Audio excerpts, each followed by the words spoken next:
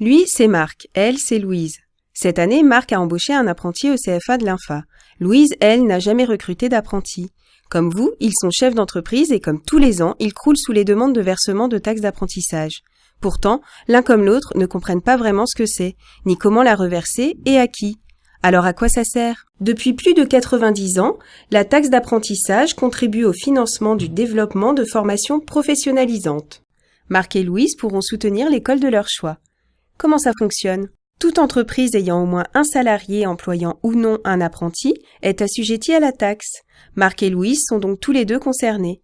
Mais comment la calculer? La taxe d'apprentissage représente 0,68% de votre masse salariale de l'année précédente. Comment est-elle répartie? Tout d'abord, 51% partent à la région. Puis, il y a la partie quota qui représente 26% de la taxe d'apprentissage. La partie hors quota représente, elle, 23%.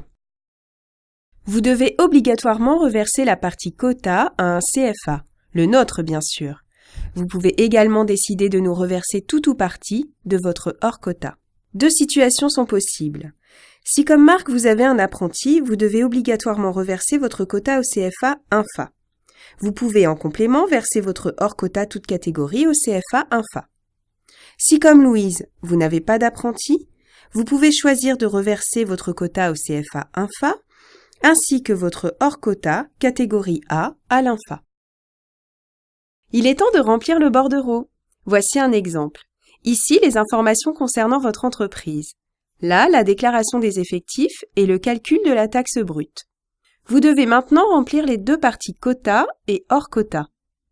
Veillez à bien indiquer CFA INFA pour la partie quota, CFA INFA ou INFA pour la partie hors quota, ainsi que les codes écoles correspondants. Grâce au versement de votre taxe d'apprentissage, l'INFA continuera notamment de développer de nouvelles formations en lien avec les besoins du marché, d'innover en matière de pédagogie et de créer des projets d'éco-partage et de développement durable. Le versement de Marc permettra de financer tout ou partie de la formation de son apprenti. Le versement de Louise permettra quant à lui de financer la formation de ses futurs collaborateurs. Partenaires privilégiés, ils pourront être accompagnés pour le recrutement d'un stagiaire, d'un alternant ou d'un salarié. N'oubliez pas, vous devez impérativement déclarer et acquitter votre taxe avant le 1er mars. Notez bien les codes écoles à reporter sur votre déclaration. N'hésitez pas à contacter Emmanuelle Roisin-Rogy, directrice du développement et du marketing, au 01 45 14 64 23. Consultez-nous pour connaître les formations qualifiantes et diplômantes dans nos filières de formation. Nous construirons ensemble le parcours de formation adapté à vos besoins.